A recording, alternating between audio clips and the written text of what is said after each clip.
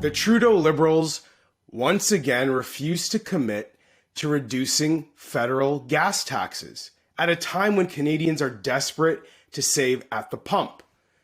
The most recent request came from Alberta's acting finance minister, who said, hey, we've reduced provincial gas taxes, why not reduce them at the federal level as well? In total, it would save Canadians at least 10 cents per litre when pumping gas, and also bring the GST down as well. But Chrystia Freeland, our federal finance minister, responded with, we can't commit, and instead decided to list all the ways that Canadians should be grateful that the Trudeau Liberals are showing some compassion to us. I think it kind of reveals that the political left has no monopoly on compassion at all. Freeland's office said we should be grateful that they've increased the minimum wage, that they've brought in childcare for $10 a day, that they're going to offer some Canadians dental care.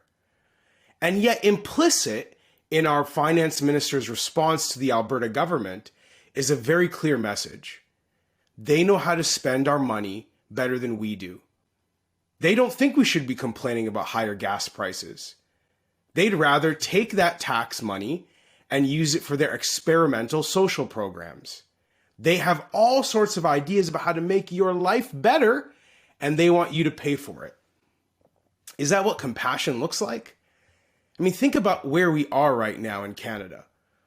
1 out of 4 Canadians report that they are having to change their spending habits when it comes to food.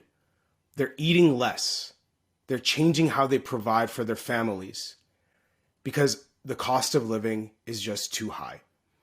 Food banks say that they've tripled the number of Canadians who are coming to them because of all the increased food insecurity.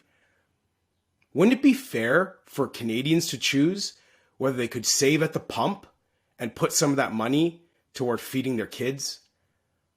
But that is exactly what I mean when I say that the political left should have no monopoly on compassion. The legendary economist Thomas Sowell made some of these points himself.